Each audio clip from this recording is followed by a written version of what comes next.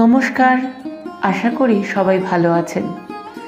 গল্প বাগিশের আরও একটি পর্বে সবাইকে স্বাগত জানাই।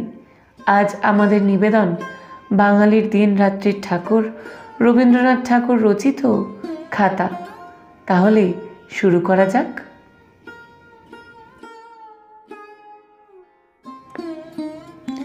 লিখিতে শিখিয়া অবধি উমা বিষম উপদ্রব আরম্ভ করিয়াছে। বাড়ির প্রত্যেক ঘরের দেওয়ালে কয়লা দিয়া বাঁকা লাইন কাটিয়া বড় বড় কাঁচা অক্ষরে কেবলই লিখিতেছে, জল পড়ে পাতা নড়ে। তাহার বউ ঠাকুরানীর বালিশের নিচে হরিদাসের গুপ্ত কথা ছিল, সেটা সন্ধান করিয়া বাহির করিয়া তাহার পাতায় পাতায় পেন্সিল দিয়া লিখিয়াছে, কালো জল লাল ফুল। বাড়ির সর্বদা ব্যবহার্য নূতন পঞ্জিকা হইতে অধিকাংশ তিথি নক্ষত্র খুব বড় বড় অক্ষরে এক প্রকার লুপ্ত করিয়া দিয়াছে। বাবার দৈনিক হিসাবের খাতায় জমা খরচের মাঝখানে লিখিয়া রাখিয়াছে, লেখাপড়া করে যেই গাড়ি ঘোড়া চড়ে সেই। এ প্রকার সাহিত্য চর্চায় এ পর্যন্ত সে কোনো প্রকার বাধা পায় নাই। অবশেষে একদিন একটা গুরুতর দুর্ঘটনা ঘটিল। উমার দাদা গোবিন্দলাল দেখিতে অত্যন্ত নিরীহ, কিন্তু সে খবরের কাগজে সর্বদাই লিখিয়া থাকে। তাহার কথাবার্তা শুনিলে তাহার আত্মীয় স্বজন কিংবা তাহার পরিচিত প্রতিবেশীরা কেহ তাহাকে চিন্তাশীল বলিয়া কখনো সন্দেহ করে না, এবং বাস্তবিকও সে যে কোনো বিষয়ে কখনো চিন্তা করে এমন অপবাদ তাহাকে দেওয়া যায় না। কিন্তু সে লেখে, এবং বাংলার অধিকাংশ পাঠকের সঙ্গে তাহার মতের সম্পূর্ণ ঐক্য হয়। শরীরতত্ত্ব সম্বন্ধে ইউরোপীয় বৈজ্ঞানিক মণ্ডলীর মধ্যে কতকগুলি গুরুতর ভ্রম প্রচলিত আছে। সেগুলি গোবিন্দলাল যুক্তির কোনো সাহায্য অবলম্বন না করিয়াও কেবলমাত্র রোমাঞ্চজনক ভাষার প্রভাবে সতেজে খণ্ডনপূর্বক একটা উপাদেয় প্রবন্ধ রচনা করিয়াছিল। উমা একদিন নির্জন দ্বীপ্রহরে দাদার কালি কলম লইয়া সেই প্রবন্ধটির উপরে বড় বড় করিয়া লিখিল, গোপাল বড় ভালো ছেলে, তাহাকে যাহা দেওয়া যায় সে তাহাই খায়। গোপাল বলিতে সে যে গোবিন্দলালের প্রবন্ধ পাঠকের প্রতি বিশেষ লক্ষ্য করিয়াছিল তাহা আমার বিশ্বাস হয় না। কিন্তু দাদার ক্রোধের সীমা ছিল না। প্রথমে তাহাকে মারিল, অবশেষে তাহার একটি স্বল্পাবশিষ্ট পেন্সিল, আদ্যপান্ত মসিলিপ্ত একটি ভোঁতা কলম, তাহার বহু যত্ন সঞ্চিত যৎসামান্য লেখ্যোপকরণের পুঁজি কাড়িয়া লইল। অপমানিতা বালিকা তাহার এতাদৃশ গুরুতর লাঞ্ছনার কারণ সম্পূর্ণ বুঝিতে না পারিয়া ঘরের কোণে বসিয়া ব্যথিত হৃদয়ে কাঁদিতে লাগিল। শাসনের মেয়াদ উত্তীর্ণ হইলে পর গোবিন্দলাল কিঞ্চিৎ অনুতপ্ত চিত্তে উমাকে তাহার লুণ্ঠিত সামগ্রীগুলি ফিরাইয়া দিল, এবং উপরন্তু একখানি লাইন টানা ভালো বাঁধানো খাতা দিয়া বালিকার হৃদয় বেদনা দূর করিবার চেষ্টা করিল। উমার বয়স তখন 7 বৎসর। এখন হইতে এই খাতাটি রাত্রিকালে উমার বালিশের নিচে ও দিনের বেলা সর্বদা তাহার কক্ষে ক্রোড়ে বিরাজ করিতে লাগিল। ছোট বেনিটি বাঁধিয়া ঝি সঙ্গে করিয়া যখন সে গ্রামের বালিকা বিদ্যালয়ে পড়িতে যাইত, খাতাটি সঙ্গে সঙ্গে যাইত। দেখিয়া মেয়েদের কাহারও বিস্ময়, কাহারও লোভ, কাহারও বা দেশ হইত। প্রথম বৎসর অতি যত্ন করিয়া খাতায় লিখিল, পাখি সব করে রব রাতি পোহাইল। শয়নগৃহের মেঝের উপরে বসিয়া খাতাটি আঁকড়িয়া ধরিয়া উচ্চৈস্বরে সুর করিয়া পড়িত এবং লিখিত। এমনি করিয়া অনেক গদ্য পদ্য সংগ্রহ হইল। দ্বিতীয় বৎসরের মধ্যে মধ্যে দুটি একটি স্বাধীন রচনা দেখা দিতে লাগিল। অত্যন্ত সংক্ষিপ্ত কিন্তু অত্যন্ত সারবান। ভূমিকা নাই, উপসংহার নাই, দুটো একটা উদ্ধৃত করিয়া দেওয়া যাইতে পারে।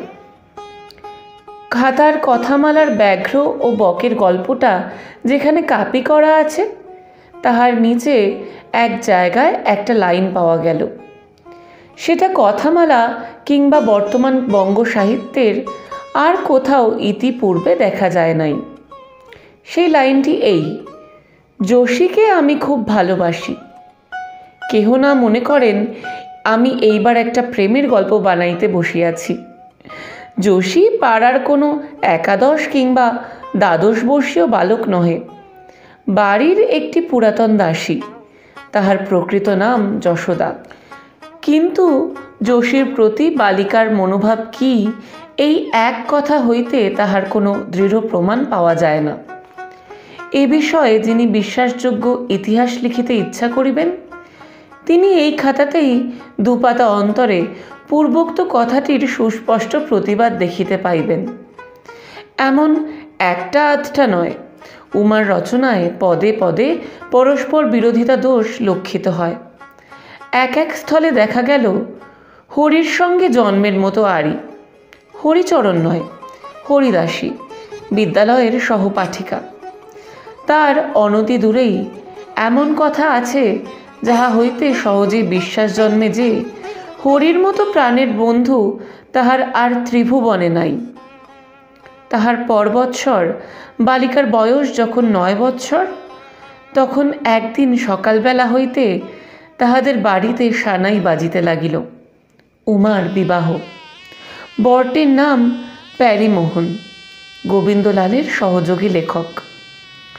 বয়স যদিও অধিক নয় এবং লেখাপড়া কিঞ্চিত শেখা আছে, তথাপি নব্যভাব তার মনে কিছুমাত্র প্রবেশ করিতে পারে নাই। এই জন্য পাড়ার লোকেরা তাহাকে ধন্য ধন্য করিত এবং গোবিন্দলাল তাহার অনুকরণ করিতে চেষ্টা করিত, কিন্তু সম্পূর্ণ কৃতকার্য হইতে পারে নাই। উমা বেনারসি শাড়ি পরিয়া ঘোমটায় ক্ষুদ্র মুখখানি আবৃত করিয়া কাঁদিতে কাঁদিতে শ্বশুরবাড়ি গেল। মা বলিয়া দিলেন, বাছা, শাশুড়ির কথা মানিয়া চলিস, ঘরকন্যার কাজ করিস, লেখাপড়া লইয়া থাকিস নে। গোবিন্দলাল বলিয়া দিলেন, দেখিস সেখানে দেওয়ালে আঁচড় কাটিয়া বেড়াস নে, সে তেমন বাড়ি নয়। আর প্যারীমোহনের কোনো লেখার উপরে খবরদার কলম চালাস নে।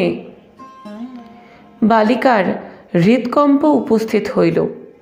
তখন বুঝিতে পারিল সে যেখানে যাইতেছে সেখানে কেহ তাহাকে মার্জনা করিবে না, এবং তাহারা কাহাকে দোষ বলে, অপরাধ বলে, ত্রুটি বলে, তাহা অনেক ভৎসনার পর অনেক দিনে শিখিয়া লইতে হইবে।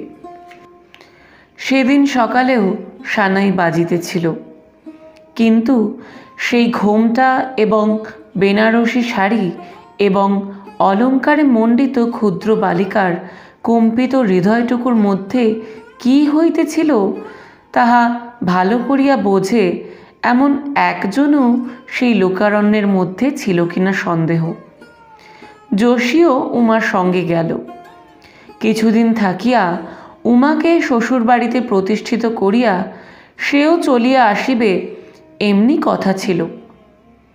স্নেহশীলা যোশী অনেক বিবেচনা করিয়া উমার খাতাটি সঙ্গে লইয়া গিয়াছিল। এই খাতাটি তাহার পিতৃভবনের একটি অংশ, তাহার অতিক্ষণিক জন্মগৃহবাসের স্নেহময় স্মৃতিচিহ্ন, পিতামাতার অঙ্কস্থলীর একটি সংক্ষিপ্ত ইতিহাস, অত্যন্ত বাঁকাচোরা কাঁচা অক্ষরে লেখা। তাহার এই অকাল গৃহিণীপনার মধ্যে বালিকা স্বভাব রোচক একটুখানি স্নেহমধুর স্বাধীনতার আস্বাদ। শ্বশুরবাড়ি গিয়া প্রথম কিছুদিন সে কিছুই লেখে নাই, সময়ও পায় নাই। অবশেষে কিছুদিন পরে যোশী তাহার পূর্বস্থানে চলিয়া গেল। সেদিন উমা দুপুরবেলা শয়নগৃহের দ্বার রুদ্ধ করিয়া টিনের বাক্স হইতে খাতাটি বাহির করিয়া কাঁদিতে কাঁদিতে লিখিল, যোশী বাড়ি চলে গেছে, আমিও মার কাছে যাব। আজকাল চারুপাঠ এবং বোধোদয় হইতে কিছু কাপি করিবার অবসর নাই, বোধ করি তেমন ইচ্ছাও নাই। সুতরাং আজকাল বালিকার সংক্ষিপ্ত রচনার মধ্যে মধ্যে দীর্ঘ বিচ্ছেদ নাই। পূর্বধৃত পদটির পরেই দেখা যায় লেখা আছে, দাদা যদি একবার বাড়ি নিয়ে যায় তাহলে দাদার লেখা আর কখনো খারাপ করে দেব না। শোনা যায় উমার পিতা উমাকে প্রায় মাঝে মাঝে বাড়ি আনিতে চেষ্টা করেন, কিন্তু গোবিন্দলাল প্যারীমোহনের সঙ্গে যোগ দিয়া তাহার প্রতিবন্ধক হয়। গোবিন্দলাল বলে, এখন উমার প্রতিভক্তি শিক্ষার সময়, এখন তাহাকে মাঝে মাঝে প্রতিগৃহ হইতে পুরাতন পিতৃস্নেহের মধ্যে আনয়ন করিলে তাহার মনকে অনর্থক বিক্ষিপ্ত করিয়া দেওয়া হয়। এই বিষয়ে সে উপদেশে বিদ্রূপে জড়িত এমন সুন্দর প্রবন্ধ লিখিয়াছিল যে তাহার একমতবর্তী সকল পাঠকেই উক্ত রচনার অকাট্য সত্য সম্পূর্ণ স্বীকার না করিয়া থাকিতে পারে নাই। লোকমুখে সেই কথা শুনিয়াই উমা তাহার খাতায় লিখিয়াছিল, দাদা তোমার দুটি পায়ে পড়ি, আমাকে একবার তোমাদের ঘরে নিয়ে যাও, আমি তোমাকে আর কখনো রাগাবো না। একদিন উমা দ্বার রুদ্ধ করিয়া এমনি কি একটা অর্থহীন তুচ্ছ কথা খাতায় লিখিতেছিল। তাহার ননদ তিলকমঞ্জরীর অত্যন্ত কৌতূহল হইল।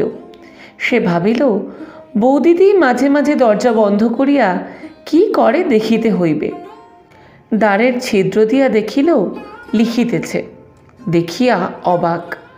তাহাদের অন্তঃপুরে কখনোই সরস্বতীর এরূপ গোপন সমাগম হয় নাই। তাহার ছোট কনকমঞ্জরী সেও আসিয়া একবার উঁকি মারিয়া দেখিল। তাহার ছোট অনঙ্গমঞ্জরী সেও পদাঙ্গুলির উপর ভর দিয়া বহু কষ্টে ছিদ্রপথ দিয়া রুদ্ধ গৃহের রহস্য ভেদ করিয়া লইল। উমা লিখিতে লিখিতে সহসা গৃহের বাইরে তিনটি পরিচিত কণ্ঠের খিলখিল হাসি শুনিতে পাইল। ব্যাপারটা বুঝিতে পারিল। খাতাটি তাড়াতাড়ি বাক্সে বন্ধ করিয়া লজ্জায় ভয়ে বিছানায় মুখ লুকাইয়া পড়িয়া রহিল। প্যারীমোহন এই সংবাদ অবগত হইয়া বিশেষ চিন্তিত হইল। পড়াশোনা আরম্ভ হইলেই নভেল নাটকের আমদানি হইবে এবং গৃহধর্ম রক্ষা করা দায় হইয়া উঠিবে। তাছাড়া বিশেষ চিন্তা দ্বারা এ বিষয়ে সে একটি অতি সূক্ষ্ম তত্ত্ব নির্ণয় করিয়াছিল। সে বলিত, স্ত্রী শক্তি ও পুংশক্তি উভয় শক্তির সম্মিলনে পবিত্র দাম্পত্য শক্তির উদ্ভব হয়, কিন্তু লেখাপড়া শিক্ষার দ্বারা যদি স্ত্রী শক্তি পরাভূত হইয়া একাংশ পুংশক্তির প্রাদুর্ভাব হয়, তবে পুংশক্তির সহিত পুংশক্তির প্রতিঘাতে এমন একটি প্রলয় শক্তির উৎপত্তি হয় যদ্বারা দাম্পত্য শক্তি বিনাশ শক্তির মধ্যে বিলীন সত্তা লাভ করে। সুতরাং রমণী বিধবা হয়। এ পর্যন্ত এ তত্ত্বের কেহ প্রতিবাদ করিতে পারে নাই। প্যারীমোহন সন্ধ্যাকালে আসিয়া উমাকে যথেষ্ট ভৎসনা করিল এবং কিঞ্চিত উপহাসও করিল। বলিল, শ্যামলা ফরমাস দিতে হইবে, গিন্নি কানে কলম গুজিয়া আপেসে যাইবেন। উমা ভালো বুঝিতে পারিল না। প্যারীমোহনের প্রবন্ধ যে কখনো পড়ে নাই, এই জন্য তাহার এখনো এতদূর রসবোধ জন্মে নাই। কিন্তু সে মনে মনে একান্ত সংকুচিত হইয়া গেল। মনে হইল পৃথিবী দ্বিধা হইলে তবে সে লজ্জা রক্ষা করিতে পারে। বহুদিন আর সে লেখে নাই, কিন্তু একদিন শরৎকালের প্রভাতে একটি গায়িকা ভিখারিণী আগমনীর গান গাহিতেছিল। উমা জানলার গড়াদের উপর মুখ রাখিয়া চুপ করিয়া শুনিতেছিল। একই শরৎকালের রৌদ্রে ছেলেবেলাকার সকল কথা মনে পড়ে। তাহার উপরে আগমনীর গান শুনিয়া সে আর থাকিতে পারিল না। উমা গান গাহিতে পারিত না, কিন্তু লিখিতে শিখিয়া অবধি এমনি তাহার অভ্যাস হইয়াছে যে একটা গান শুনিলেই সেটা লিখিয়া লইয়া গান গাহিতে না পারার খেদ মিটাইত। আজ কাঙালি গাহিতেছিল, পুরবাসী বলে উমার মা, তোর হারা তারা এলো ওই, শুনে পাগলিনী প্রায় অমনি রানী ধায়, কই উমা বলি কই। কেঁদে রানী বলে, আমার উমা এলে, একবার আয় মা, একবার আয় মা, একবার আয় মা করি কোলে। অমনি দুবাহু পাশরি মায়ের গলা ধরি অভিমানে কাঁদি রানীরে বলে, কই মেয়ে বলে আনতে গিয়েছিলে।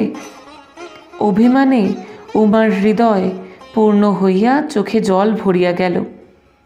গোপনে গায়িকাকে ডাকিয়া গৃহদ্বার রুদ্ধ করিয়া বিচিত্র বানানে এই গানটি খাতায় লিখিতে আরম্ভ করিল। তিলক মঞ্জরি, কনক মঞ্জরি এবং অনঙ্গ মঞ্জরি সেই ছিদ্রযোগে সমস্ত দেখিল এবং সহসা করতালি দিয়া বলিয়া উঠিল, বৌদিদি কি করছো, আমরা সমস্ত দেখছি। তখন উমা তাড়াতাড়ি দ্বার খুলিয়া বাহির হইয়া কাতর স্বরে বলিতে লাগিল, লক্ষ্মী ভাই, কাউকে বলিস নে ভাই, তোদের দুটি পায়ে পড়ি ভাই, আমি আর করব না, আমি আর লিখব না। অবশেষে উমা দেখিল তিলক মঞ্জরি তাহার খাতাটির প্রতি লক্ষ্য করিতেছে। তখন সে ছুটিয়া গিয়া খাতাটি বক্ষে চাপিয়া ধরিল। ননদীরা অনেক বল প্রয়োগ করিয়া সেই খাতাটি কাড়িয়া লইবার চেষ্টা করিল। কৃতকার্য না হইয়া অনঙ্গ দাদাকে ডাকিয়া আনিল। প্যারীমোহন আসিয়া গম্ভীরভাবে খাটে বসিল, মেঘমন্দ্র স্বরে বলিল, খাতা দাও। আদেশ পালন হইল না দেখিয়া আরও দুই এক সুর গলা নামাইয়া কহিল, দাও। বালিকা খাতাটি বক্ষে ধরিয়া একান্ত অনুনয় দৃষ্টিতে স্বামীর মুখের দিকে চাহিল। যখন দেখিল প্যারীমোহন খাতা কাড়িয়া লইবার জন্য উঠিয়াছে, তখন সেটা মাটিতে ফেলিয়া দিয়া দুই বাহুতে মুখ ঢাকিয়া ভূমিতে লুণ্ঠিত হইয়া পড়িল। প্যারীমোহন খাতাটি লইয়া বালিকার লেখাগুলি উচ্চৈস্বরে পড়িতে লাগিল। শুনিয়া উমা পৃথিবীকে উত্তরোত্তর গাঢ়তর আলিঙ্গনে বদ্ধ করিতে লাগিল এবং অপর তিনটি বালিকা শ্রোতা খিলখিল করিয়া হাসিয়া অস্থির হইল। সেই হইতে উমা আর সে খাতা পায় নাই। প্যারীমোহনেরও সূক্ষ্মতত্ত্ব কণ্টকিত বিবিধ প্রবন্ধপূর্ণ একখানি খাতা ছিল, কিন্তু সেটি কাড়িয়া লইয়া ধ্বংস করে এমন মানবহিতৈষী কেহ ছিল না। তো কেমন লাগলো আজকের পর্ব জানান কমেন্টের মাধ্যমে।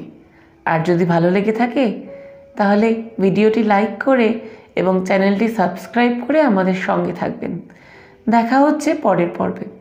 ততক্ষণ সবাই ভালো থাকবেন, সুস্থ থাকবেন এবং আনন্দে থাকবেন।